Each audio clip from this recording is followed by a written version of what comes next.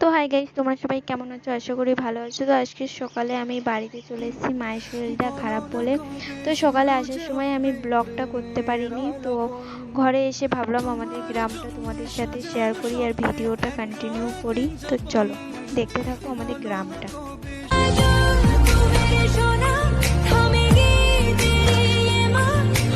সবাই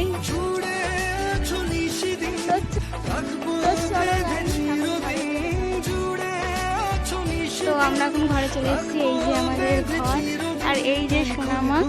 তো চলো ওই যে কাকির কাছে ওকে আমি মোটু বলেই ডাকি।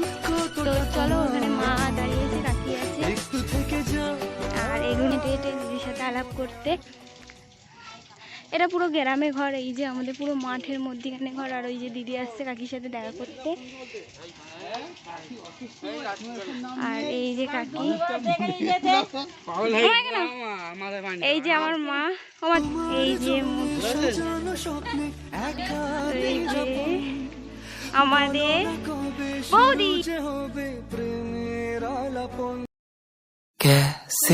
ফুচকা খেতে চলে যাচ্ছে আর ও দেখো শালতি চড়তে, আমরা শালতি চড়তে যাবো না।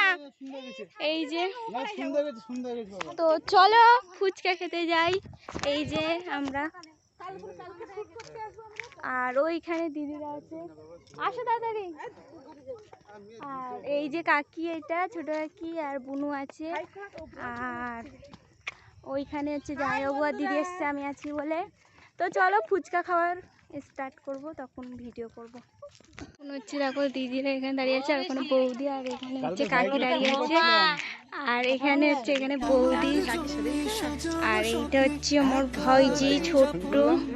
আর এখানে দেখো সবাই এখানে বসে আছে। আর এইখানকার কিনারা এইটা ভিউটা তো লাগছে। আমাদের গ্রাম আর আমরা থাকছি ওইখানটায়। আর কাকির এখানে গল্প করছি, আমাদের ফুচকা খাবো বলছিলাম, তো আমি ভাবলাম মাঝখানে একটা ভিডিও তুলে নিলাম। আর ওখানে সব বড়মারা দাঁড়িয়ে আছে। তো চলো ফুচকার কাছে গিয়ে একেবারে দেখা। এই যে কাকি, তো ঘরে যাওয়ার সময় এখান থেকে তখন ব্লগটা স্টার্ট করবো। তো গাইস আমরা ঘরে চলে এসেছি, ফুচকা খাওয়ার ভিডিওটা করতে পারিনি, ফোনটা ধরার কেউ ছিল না বলে। তো ভিডিওটা ভালো লাগলে লাইক কমেন্ট শেয়ার করে দেবো।